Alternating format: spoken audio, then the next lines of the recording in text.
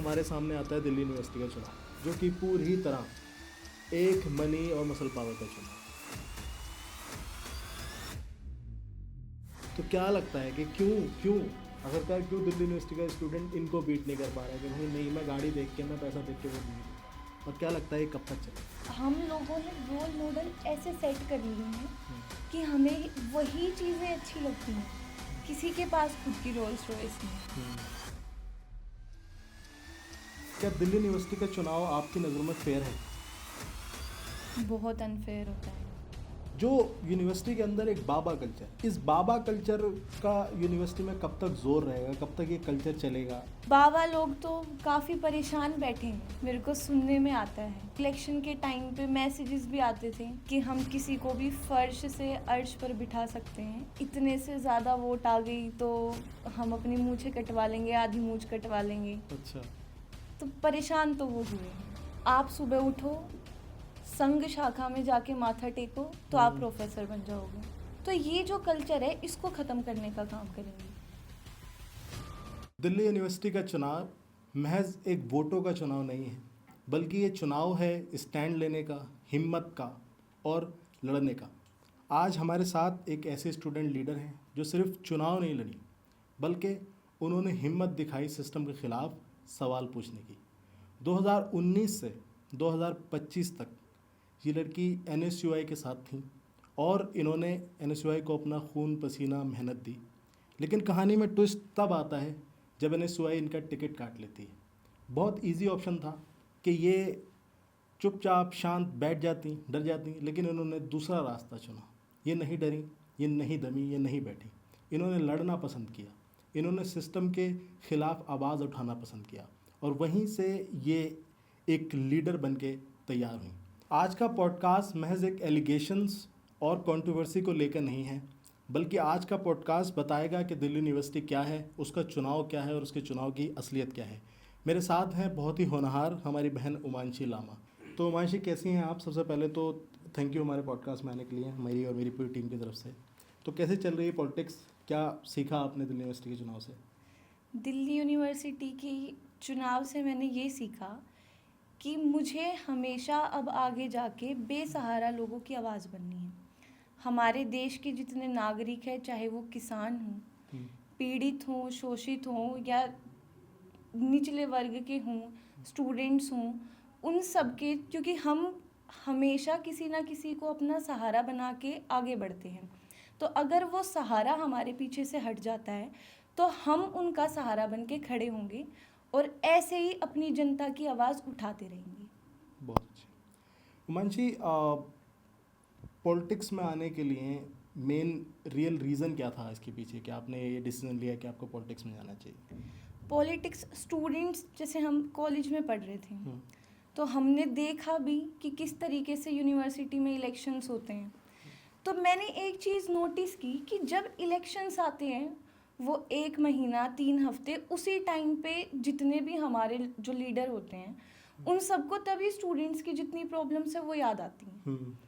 जब वो इलेक्शंस ख़त्म हो जाते हैं, कोई भी जीता हुआ जो भी हमारा रिप्रेजेंटेटिव होता है, या कॉलेज का हो या डूसू का हो, वो फिर अपने ऑफिस से बाहर नहीं निकलता। तो मैंने देखा कि जितनी हमारी प्रॉब्लम्स हैं वो तो ग्राउंड पे यूं की यूं हैं ना, उसके बाद कोई आवाज़ उठाता। अगला सेशन स्टार्ट होगा, फिर कोई ना कोई तैयारी के लिए आएगा, 3 हफ्ते के लिए वादे करेगा, हम ये करवाएंगे, हम ऐसे करेंगे, लेकिन उन चीज़ों पे काम नहीं होता। तो हमें यही हमारा मोटिव था कि हम ऐसे आवाज़ उठाते रहेंगे और हमारी जितनी भी मांगे हैं, जो भी हमारी प्रॉब्लम्स है जिससे स्टूडेंट्स फेस कर रहे हैं जिनको, उनको हम ख़त्म करवाएं। बहुत अच्छे। उमांशी, दिल्ली यूनिवर्सिटी के प्रेसिडेंट पोस्ट का चुनाव या किसी भी पोस्ट का चुनाव कोई आसान सफ़र नहीं है, ये काफ़ी मुश्किल सफ़र है और मैं मानता हूँ आपके लिए भी मुश्किल ही रहा होगा। तो सबसे ज़्यादा ऐसी इस पूरी जर्नी में कौन सी चीज़ थी जो आपके लिए बहुत मुश्किल का सामना आपको करने पड़ा? सबसे पहले जो हमारी चुनौती होती है वो ये होती है कि हमें एक संगठन के साथ जुड़ना और फिर हमारी टिकट की लड़ाई। तो मैंने वो जो हमारी लड़ाई थी जो सबके दिमाग में होती है कि टिकट होगी नहीं होगी, मैंने उस बैरियर को ही ख़त्म कर दिया कि मैं इंडिपेंडेंट चुनाव लड़ूंगी। जैसा कि मैंने बोला कि एक शॉर्टकट था इनके पास भी कि ये रोती पीटती और चुपचाप बैठ जाती, और उसी को इन्होंने ख़त्म किया। इसीलिए आज आप हुमांशी लांबा हो, जिसको यूनिवर्सिटी जानती है। 2025 में जैसे कि आपके साथ हुआ, आपका आखिरी वक्त पे टिकट की बात हुई है, तो आखिरी वक्त पे टिकट काट दिया गया। उस टाइम पे आपका पहला रिएक्शन क्या था? बहुत इमोशनल था। देखा भी है सारी दुनिया ने कैसे मैं रो रही थी। तो वो जब मेहनत हमारी आंखों के सामने कोई कुचलने की कोशिश करता है तो बहुत दर्द होता है, और वहीं से हमें हिम्मत मिलती है। तो इसीलिए मैं इंडिपेंडेंट खड़ी हुई और मैं लड़ी। आपको क्या लगता है, जो ये स्टूडेंट पॉलिटिक्स है, ग्राउंड रियलिटी एक अलग चीज़ है, और जो ये लीडरशिप डिसीजन लेती है वो अलग चीज़ है, तो ये गैप कैसे मेंटेन होगा इन दोनों चीज़ों का? मेरे को लगता है जो लीडरशिप का जो मेल है वो ग्राउंड रियलिटी से नहीं मिलता। क्योंकि जो एज का जो हमारा गैप है, आज स्टूडेंट्स बहुत अलग दिक्कतें फेस कर रहे हैं, जिसका लीडरशिप को तो पता ही नहीं। बस किसी ने फ़ोन कर दिया, उसको टिकट मिल गया। जो स्टूडेंट वहाँ पे खड़ा होता है स्टूडेंट्स के बीच में, उनकी आवाज़ बनता है, जो उनकी प्रॉब्लम्स है वो लीडरशिप तक नहीं पहुँचती। दिल्ली यूनिवर्सिटी का इंडिपेंडेंट चुनाव लड़ना जग जाहिर है कि बहुत रिस्क का सामना करना है। तो आपके साथ ऐसी क्या हुई, क्या प्रेशर आया आपको, धमकियां आईं या थ्रेट मिले इस तरीके के? उन सब को आपने कैसे डील किया? क्योंकि आप बहुत बेबाक कैंडिडेट थी, जिसने बहुत सारे ऐसे लोगों को मोटिवेट किया जो के डर जाते हैं जिस वक्त उनका टिकट चला जाता है। तो आप एक उनके लिए एक बहुत बड़ा लैंडमार्क आपने क्रिएट किया है कि ये कह सकते हैं। तो क्या रिस्क फेस किया उस टाइम पे आपने? रिस्क तो सबसे पहले अपनी ऑर्गेनाइजेशन का था कि जब मैं बाहर निकलूँगी कितने सारे लोग क्वेश्चन करेंगे। उन सारी चीज़ों को ख़त्म करके, एक होता है ना अंत ही आरंभ है, उस चीज़ को कि मैंने मेहनत करी इतने सालों से, मैं ग्राउंड पे निकलती हूँ, मुझे पता है मेरे साथ कितने स्टूडेंट्स जुड़े हुए हैं और कितने सारे स्टूडेंट्स हमसे मोटिवेट होके अपनी लाइफ में या अपनी कॉलेज लाइफ को जीते हैं। बिल्कुल। तो सबसे पहली चीज़ तो वही कि धमकियों से कोई डर नहीं लगा, कि हमने जो करना है डिसीजन तो हमने ले ही लिया, इंडिपेंडेंट तो हम हो ही चुके, तो अब किसी का क्या ही डर होगा। सही बात है। जो साथ होके जो मेरा कुछ भी नहीं कर पाए, वो अगर मेरे खिलाफ हो जाएंगे तो वो मेरा क्या बिगाड़ लेंगे। और इंडिपेंडेंट होने के बाद मेरी ऑर्गेनाइजेशन में से बहुत सारी मेरी जो बहनें 2019 से 25 तक जिन्होंने मेरे साथ काम किया, वो सब भी मेरे साथ आके खड़ी हुई, क्योंकि हम सबको लगता था और उन लोगों को भी आस थी कि हम जो कार्यकर्ता हैं, जो संगठन को मजबूत बनाते हैं, वो भी आगे बढ़ सकते हैं, उसकी भी टिकट आ सकती है, ताकि और सारे लोग भी जुड़ेंगे, खासकर लड़कियां।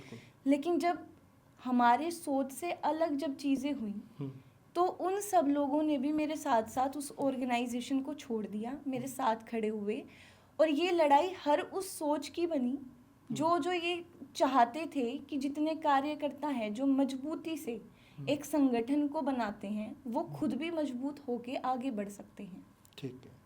तो क्या उसके बाद आपको लगता है कि उसके बाद एक नया दल बन के खड़ा हो गया, टीम हुमांशी लांबा? क्या ऐसा हुआ? और अगर ऐसा हुआ तो अब टीम हुमांशी लांबा का अगला स्टेप क्या है? क्या आप अपना कैंडिडेट लड़ाएंगी, और अगर लड़ाएंगी तो वो कौन है?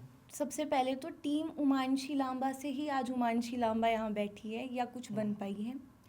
और जिस तरीके से मेरी टीम काम करेगी या जो हमारा फैसला होगा सबका मिलके, उसी तरीके से हम आगे बढ़ते रहेंगे। और नो डाउट हम यूनिवर्सिटी में एक्टिव रहेंगे, काम करते रहेंगे, और आगे का तो कुछ मतलब महीनों टीम हुमांशी लांबा चुनाव लड़ रही है 2026 में? बिल्कुल लड़ रही है। हुमांशी, एक ऑनेस्ट आंसर बताइए, क्या दिल्ली यूनिवर्सिटी का चुनाव आपकी नज़रों में फेयर है? बहुत अनफेयर होता है। ओके। क्योंकि जितने सत्ताधारी दल के जो लोग हैं, यूनिवर्सिटी में बड़ी बड़ी पोजीशंस पे बैठे हैं, प्रोफेसर्स हैं, डीन्स हैं, एचओडी है, तो वो लोग बाकायदा स्टूडेंट्स को मोटिवेट करते हैं कि वो एक जो संगठन है उसको वोट दें।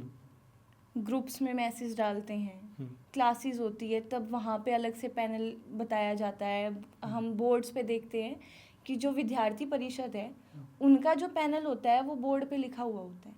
और जब काउंटिंग का टाइम होता है तो मैंने खुद ने ये सारी चीज़ें देखी थी कि वहाँ पे जो प्रोफेसर्स खड़े थे वो खुद वहाँ पे खड़े थे, इस पे दबाओ, इस पे दबाओ, इस पे दबाओ। तो जहाँ तक मेरे को लगता है वो बहुत अनफेयर है। अगर फेयर होता तो आज रिजल्ट कुछ और होता। कुछ और होते।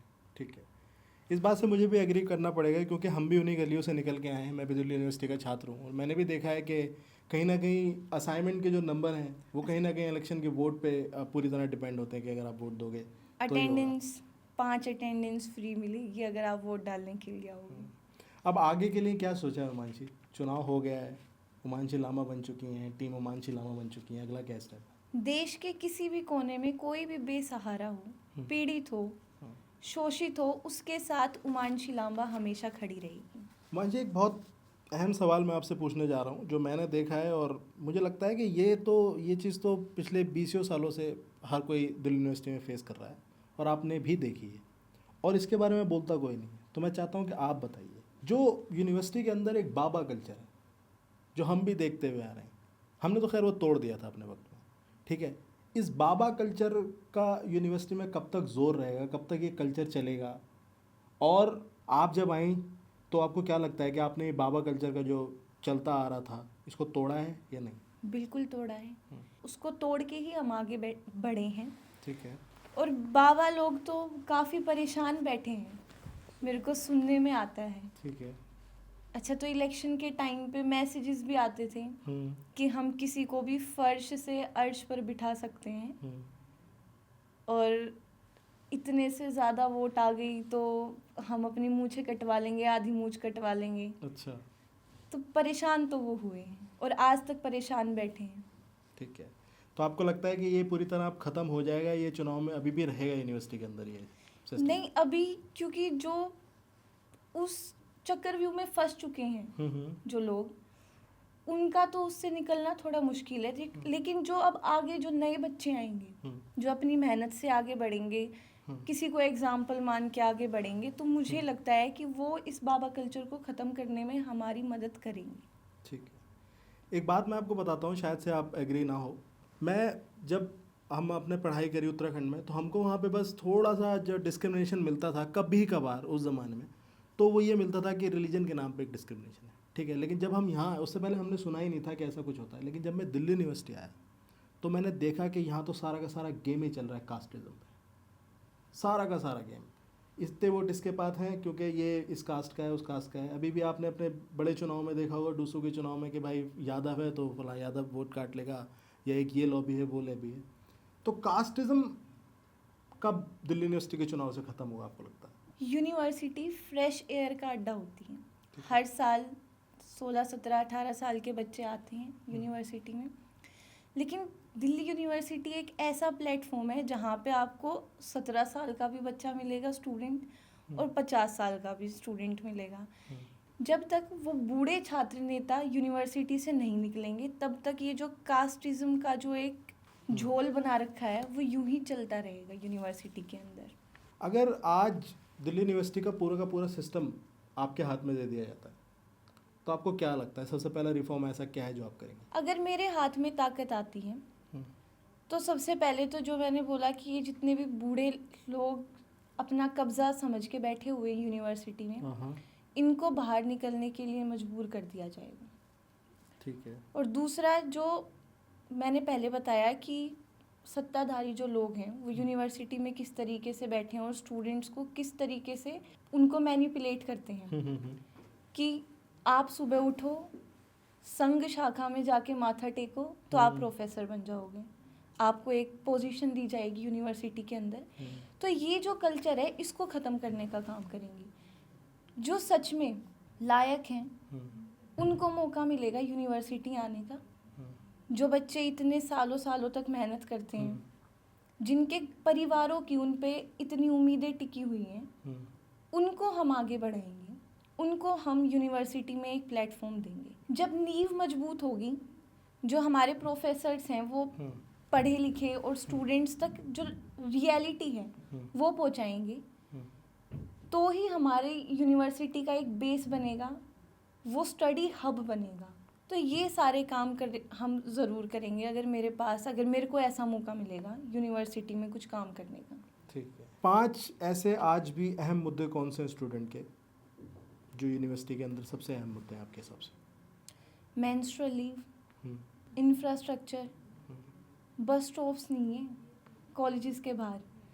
बच्चा पानी, वाटर कूलर के लिए तरसता है यूनिवर्सिटी में आज भी। हर साल इतने नेता आते हैं, हर साल इतने वादे होते हैं, एक लीडर बन के निकल जाता है अपना शॉर्टकट बना के कि अपने एरिया में जाके हम एक नेता बनेंगे, लेकिन जो रियल इश्यूज़ हैं उन पे काम नहीं होता और आज भी जो स्टूडेंट्स हैं उसके लिए जूझ रहे हैं। तो ये सारी जो हमारी जो दिक्कतें हैं, ये मेन दिक्कतें हैं हमारी यूनिवर्सिटी की। उमांशी, क्या आज भी दिल्ली यूनिवर्सिटी जैसी बड़ी यूनिवर्सिटी में एजुकेशन लेके बच्चा सक्सेसफुल हो पा रहा है? मुझे नहीं लगता, क्योंकि एक स्टूडेंट जब अपनी ग्रेजुएशन करता है, जैसे कोई किसी ने ऑनर सब्जेक्ट से अपनी ग्रेजुएशन कर ली, मास्टर्स कर ली, उसके बाद भी हम इतने डायरेक्शन लेस हैं। हमें यही नहीं पता हमें आगे अब क्या करना है अपनी ज़िंदगी में, या हम किस फील्ड में जाके अपनी लाइफ को बनाएं आगे। ठीक है।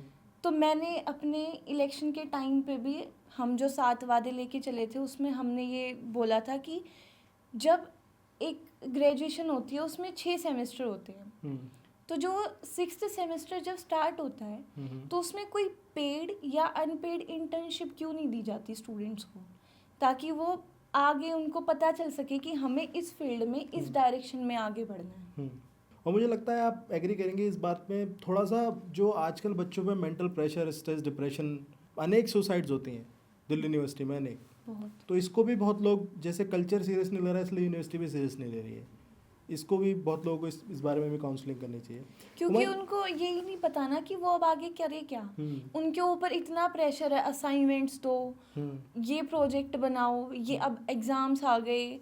जैसे जर्नलिज्म का कोर्स स्टूडेंट्स करते हैं, उनके ऊपर इतना प्रेशर रहता है कि अब इंटर्नशिप पूरी करनी है, अभी अपनी अटेंडेंस के लिए वापस कॉलेज भागना है। बच्चा उस चीज़ का प्रेशर नहीं बर्दाश्त कर पा रहा। 12th तक हम स्टूडेंट होते हैं, ग्रेजुएशन में हम स्टूडेंट होते हैं, लेकिन आफ्टर ग्रेजुएशन हम अनएम्प्लॉयड हो जाते हैं। ठीक है। देश के कोने कोने से स्टूडेंट्स पढ़ने आते हैं दिल्ली यूनिवर्सिटी में। इतना बड़ा टैग है हमारी यूनिवर्सिटी का कि पूरे देश का सबसे बड़ा विश्वविद्यालय है।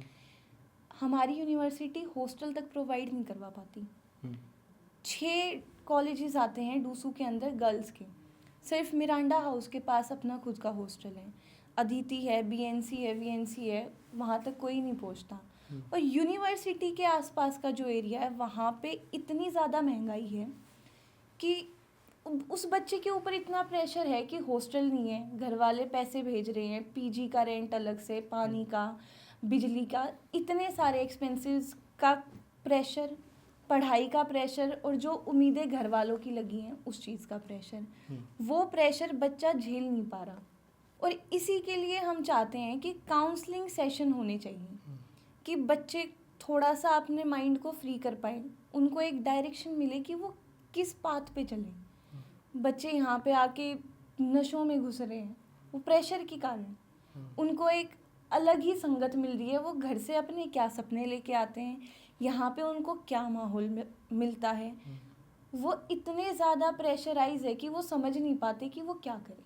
दिल्ली यूनिवर्सिटी के अंदर लड़कियों की सबसे बड़ी क्या समस्याएं हैं, क्या फेस कर रही है आज की लड़की यूनिवर्सिटी के अंदर? सबसे पहले तो सीरियस ही नहीं लिया जाता लड़कियों को। CUET आने से पहले जो हमारे जितने भी रूरल जो कॉलेजेस बने हुए हैं वो इस सोच के साथ बनाए गए थे कि जो हमारे देहात की जो लड़कियां हैं, दिल्ली देहात की हैं, आसपास का जो एरिया लगता है दिल्ली को, कि वो घर के नज़दीक भी हैं और लड़कियां वहाँ पे पढ़ाई भी कर सकती हैं अपनी आगे कॉलेज की। लेकिन CUET के बाद से द्वारका की लड़की बवाना जा रही है, बवाना की लड़की शादरा जा रही है, और ना जाने इसके चलते कितनी सारी हमारी लड़कियां घर पे बैठी हैं, क्योंकि आज भी वो सोचे कि कॉलेज में जाएंगे तो बच्चे बिगड़ जाएंगे।